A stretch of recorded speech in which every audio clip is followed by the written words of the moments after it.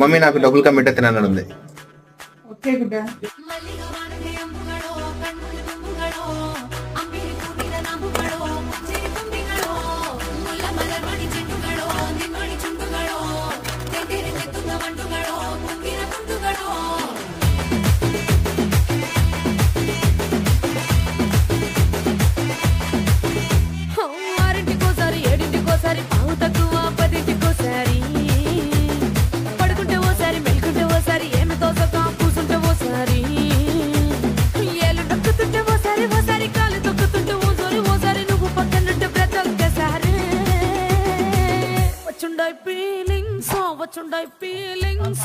వచ్చి చెప్పేస్తుండాయి feelings వచ్చిండాయి ready Bismillah.